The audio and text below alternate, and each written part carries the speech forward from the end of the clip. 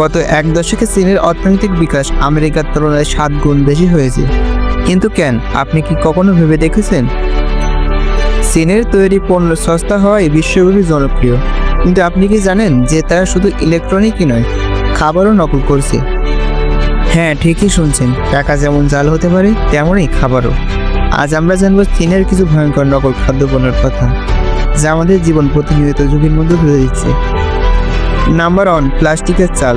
চীনে এমন চাল তৈরি হচ্ছে যা আসলে প্লাস্টিক। এটি দেখতে একেবারে আসল চালের মতন, কিন্তু রান্না করার পর স্বাভাবিক চালের মতন নরম হয় না। প্লাস্টিকের এই চাল হজম করা অত্যন্ত কঠিন, এবং এটি শরীরে প্রবেশ করলে ধীরে ধীরে পেটের সমস্যা, হজমজনিত সমস্যা, এমনকি ক্যান্সারের ঝুঁকি পর্যন্ত বাড়িয়ে দিতে পারে। নাম্বার 2, এবার হয়তো বিশ্বাস করতে কষ্ট হবে, কিন্তু চীন কেমিক্যাল দিয়ে ডিম তৈরি করছে। এই ডিমগুলোর খোসা আসল ডিমের মতোই, কিন্তু ভিতরের অংশে তৈরি হয় সোডিয়াম, ক্যালসিয়াম ক্লোরাইড, কার্বনেট দিয়ে। এই কৃত্রিম ডিম দেখতে খুব একটা ভিন্ন না মনে হলেও রান্নার পর বোঝা যায় যে এগুলো স্বাভাবিক ডিম নয়। গন্ধ এবং স্বাদের পার্থক্য স্পষ্ট হয়ে যায়। যারা প্রতিদিন নকল ডিম খাচ্ছে তারা জানেন না এটা শরীরের জন্য কতটা ক্ষতিকর। সাপের স্যুপ চীনের অন্যতম জনপ্রিয় এবং ঐতিহ্যবাহী খাবার, যা প্রায় 200 বছরের বেশি পুরনো। এটি বিশেষ দক্ষিণ চীনে এবং তাইওয়ানে বেশি জনপ্রিয়।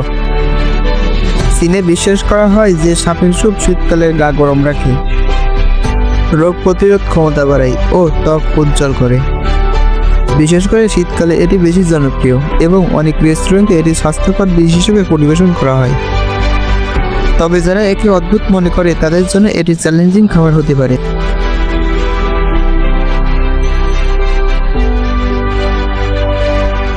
চীনের এই ভেজাল খাদ্যদ্রব্য শুধু তাদের দেশেই নয়, সারা বিশ্বে রপ্তানি করা হচ্ছে।